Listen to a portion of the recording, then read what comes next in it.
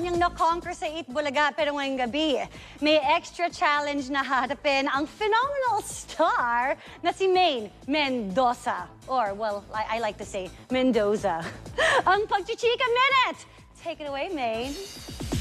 Ay, thank you, Ian. Ako, todo handa na rin ang Aldab Nation mula pa sa iba't ibang chapters para sa screening ng pelikula ni Alden Richards at ni Maine Mendoza. Ako pala yon.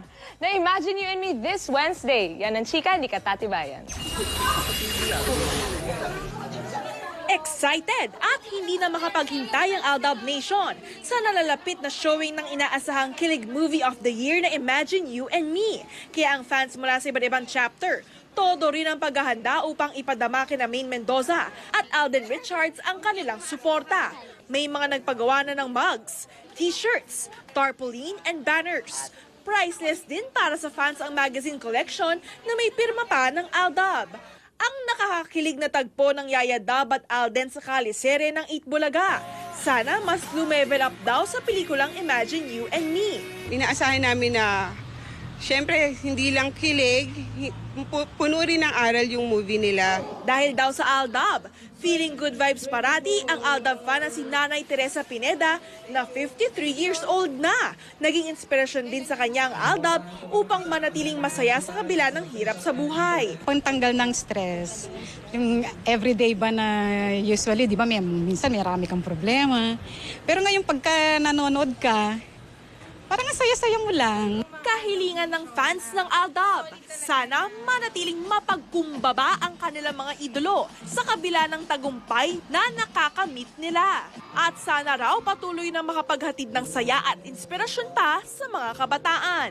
Yung aral na binibigay nila, sa tulad ko as estudyante, yung paggalang sa nakakatanda, yung wag madaliin yung mga bagay-bagay, tapos yung priorities, nandun pa din. Mapapanood na sa July 13 sa mga sinehan ang Imagine You and Me. Pero bago riyan, magkakaroon muna ng espesyal na premiere screening ang Aldab bukas. Katatibayan, updated sa Showbiz Happenings. Ayan, back to you, Iya. Ikaw na! Sabi ko sa'yo, huwag mo masyadong galingan eh. Patry lang. Isa lang, patry Pwede lang. na ako mag-leave. Ay, wag. Ikaw pa rin.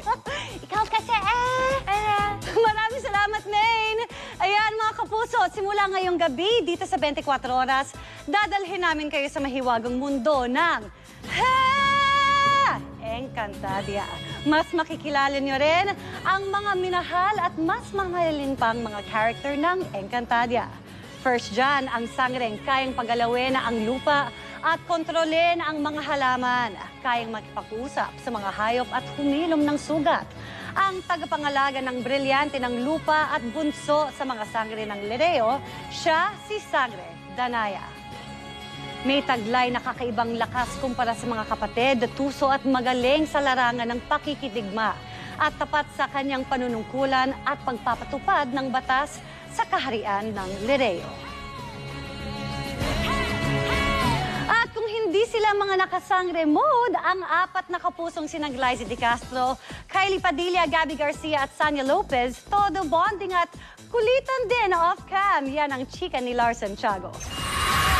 Larawan ng matatapang na babae ang apat na sangre ng telefantasyang Encantadia na sina Perena na ginagampanan ni Glyza De Castro, Danaya na binibigyang buhay ni Sanya Lopez, Alena sa pagganap ni Gabby Garcia at Amihan na ginagampanan ni Kylie Padilla. Sa pagkakataong ito, nakipagkwentuhan tungkol sa magagaang topic ang apat na sangre. Kumusta ba silang apat kapag nasa set? Minsan tulog, minsan kain. Puro kain actually. Masaya kasi lahat close. Sobrang close namin, napapagalitan kami sa set. Kasi masyado kaming maingay. Sino naman sa kanila ang adik sa sapatos? For me, ako si Gab. Opo, mahilig ako sa shoes talaga. As in, sa heels. Pagdating sa makeup, iisang itinuro ng tatlong sangre. Kylie! Siya ang Kylie Jenner namin. Wow! Pag-kilig mo sa makeup? Oo, matagal na yun. Ngayon, pinipigilan ko ng bumili ng makeup. Pero sa set ako nagme-makeup sa sarili ko. At ang pinaka-ma-emote? Ako yata. Si Ate Guy. Hindi sa nag-i-internalize siya talaga. Oh, hindi mo siya makakausap kapag talagang nag-internalize Pag in the zone siya, pag in the zone. Hindi raw madaling gampanan ang kanilang papel bilang mga sangre. Sa akin kasi, personally, very complex yung character ni Perena eh. One moment, mabait siya. One moment, galit ka agad siya. So, parang lahat ng emotions dadaanan mo. Ako naman masyado kasi akong masayahin. So, pag dumating yung, okay, actors in, kailangan iset ko na yung mind ko, kailangan matapang ako. Ako naman si Alena, masyado siyang malambot. So, talagang pagka naiiyak siya, ilalabas niya talaga lahat ng luha niya. Sobrang lambot ni Alena, tapos si Danaya naman sobrang tapang. So, binabalanse ko yun. So, hindi ako pwedeng bumigay din sa emosyon ni Amihan. Kailangan niyang balansehin lahat. At medyo mahirap yun, Lars Santiago, updated sa showbiz happenings. Susunod,